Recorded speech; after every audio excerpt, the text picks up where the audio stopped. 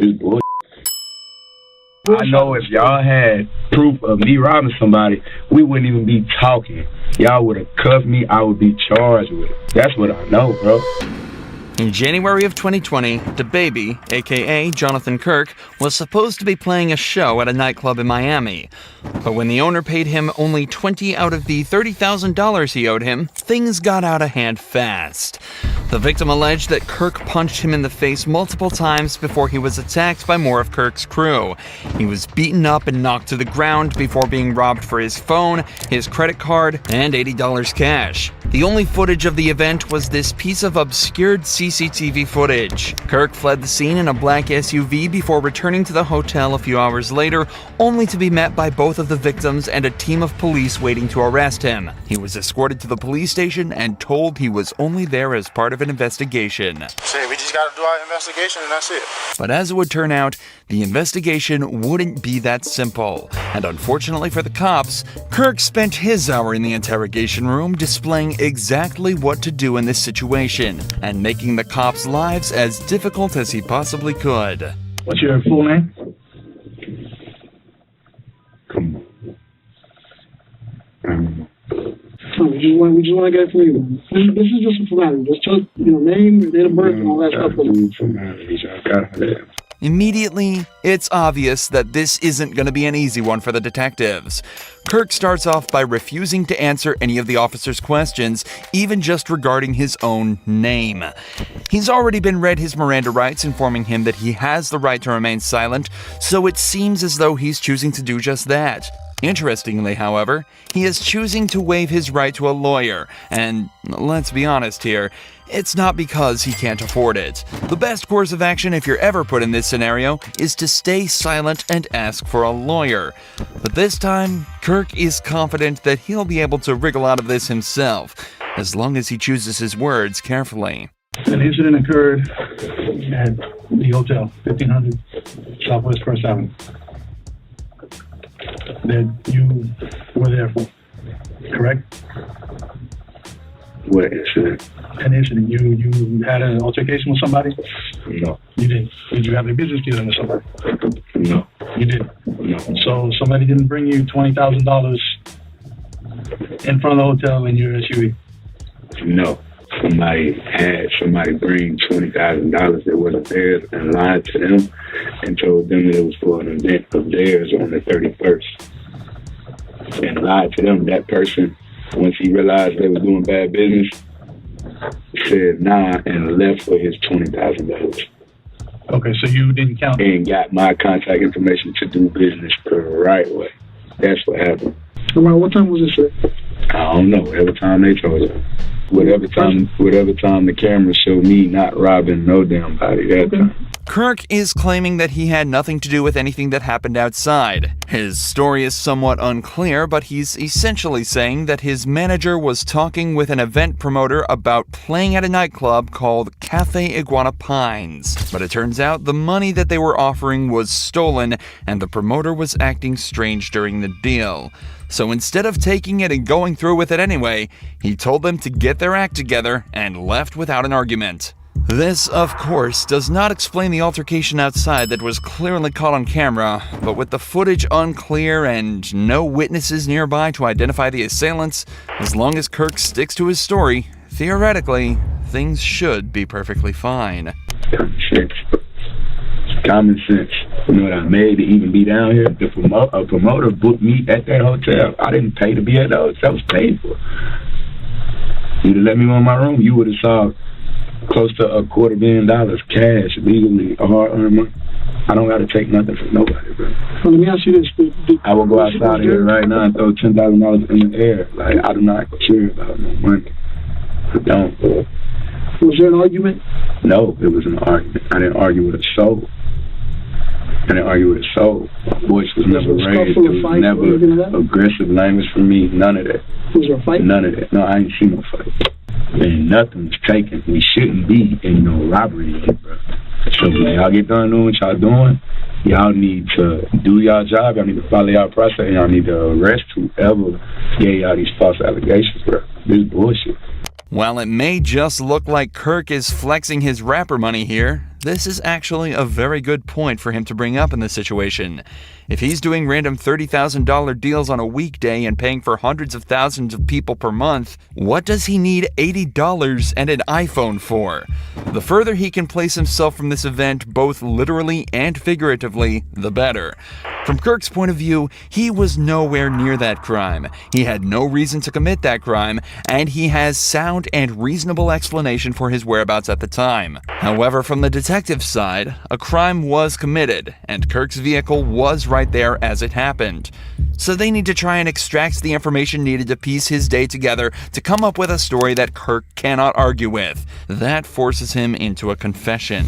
When I encountered you in the hotel, you came back to the concierge, the counter. Yeah. Where were you coming from at that point? Prime, whatever the hell. I went to eat. I went to get some food. Where is that? I don't remember. You don't know? No. How'd you get there? In the car. What kind of car? Was it a car you drove? Somebody else drove? Uber. A Uber? Yeah. What kind of car was it? Small car, SUV, truck, what? I don't know. Let's talk about what matters. That's why we're here. Let's talk about what y'all need to get me about this stuff. When I'm driving in the car, when I went to go eat, what time I went, that don't have nothing to do with the fact I ain't robbed a damn soul. Me, nobody around me, ain't nobody robbing nobody. Let's take the word robbery out of the picture. So while we here, we taking the word robbery out of the picture. Y'all are robbery detectives. This is robbery unit. That's the second word he said. That's the second word he said when he came in here. Robbery. Come on, bro. Okay, listen. He told me he asked a question to me about a robbery when I walked in my hotel. Robbery. I had every answer to the question you needed right there. Whoa, that ain't it. That's false. Okay. Throw that out the window. We talking about robbery, bro. It's nothing for me to talk about. I didn't rob. So do you think that we just woke up this morning and decided to just... I think y'all got a phone call from somebody that's already a liar. I know they're a liar. Got a phone call from somebody that's a liar and y'all bought it. Y'all believe this. Y'all got me in here and y'all put me in handcuffs.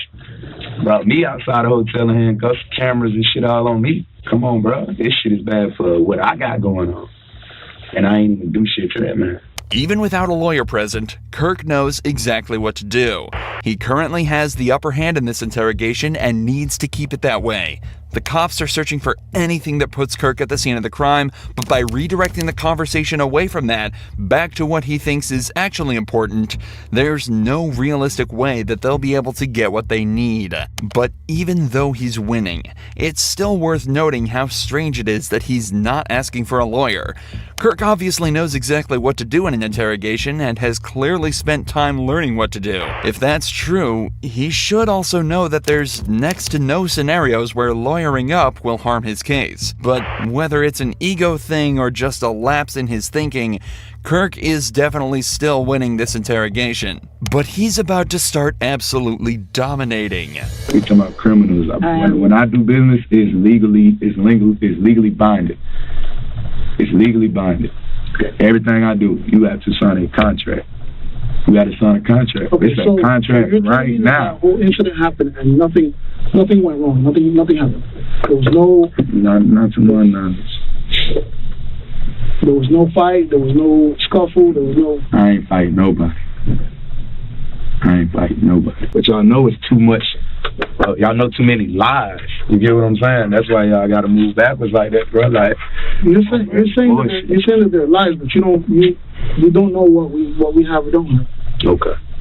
That's I know if y'all had proof of me robbing somebody, we wouldn't even be talking. Y'all would have cuffed me. I would be charged with it. That's what I know, bro.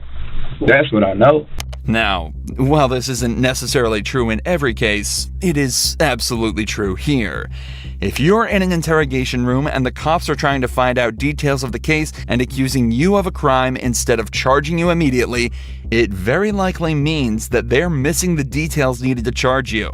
In the vast majority of cases, an interrogation is only done to extract a confession when they don't have enough evidence to easily convict you otherwise. There are a few other niche scenarios, such as trying to figure out why you committed a crime, but it's often very easy to distinguish why exactly you're there based on what you know about the event and what questions they're asking. If the cops know that you're guilty and have irrefutable evidence, cooperation has a lot of merit. But if they can't prove you did what they say you did, stay silent and ask for a lawyer. especially if you're innocent.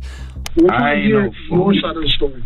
My side of the story is I ain't done that. I don't have a side of the story. I ain't done nothing to nobody. Bro. So that's what I was asking. So and before something could be done to me, happened, right? and before something could be done to me, I realized I was dealing with bad business, and I Why do you removed say it was myself bad from business?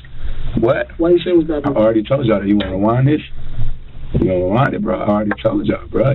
My story not gonna come out different no matter how many times I say it, bro. It's not, bro. It's right here. So you press stop and rewind and play, you're gonna hear. That's why I said it was bad business, bro. Come on, bro. This nigga blowing my phone up all day, all night. He needed my help for his event. He already was in deep water because he's already doing, and I see why, he's already doing bad business. You see what I'm saying? He has an event that wasn't gonna go as planned. He needed me to make up for that. He needed me to cover his ass, so he brought in another person, lied to him, swindled him. He thinking he coming to book me for a whole different event, and they tricking him, got him paying me to come do a walk through the night. Come on, bro. These niggas full of shit. And matter of fact, check them cameras. Y'all got crime scene investigation unit out there, check the cameras. See him meet up with somebody else in the lobby. Ask him, hey, who's that? Ask him. Follow up on what I'm telling y'all. That's what we're trying to At the end of the day, I would expect people to act on common sense anyway.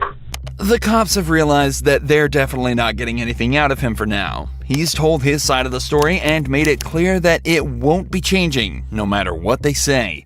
So, as is the protocol here, the detectives decide to leave the room and spend some time outside trying to come up with their next move. This is also often done as it gives the suspect time alone in the room to sit and build up anxiety. In many cases, it can actually be the difference between breaking through a suspect or not. But in this case, Kirk literally just shut his eyes and went to sleep. This dude really does not care.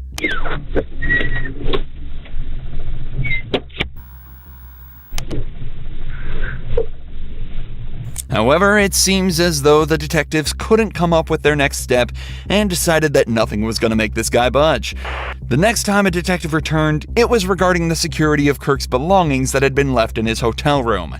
Even though he hasn't been convicted yet, he was still the prime suspect of this investigation, so he'd be spending some time in jail while they figured out what to do and gathered all the evidence they could. So they just had to figure out what to do with his stuff while he was locked up. But obviously, Kirk refused to let them touch his stuff and just let the hotel deal with it. Kirk was facing a possible sentence of up to 15 years in prison plus a $10,000 fine, plus any charges they could slap him with for the battery. That's only if they could gather enough evidence, though. Evidence they absolutely were not getting from Kirk, or the blocked security footage that was the only evidence the crime even took place. So just after 48 hours in jail, Dababy was released and sent on his way. Just 2 months later, all charges were dropped, and he remained a free man.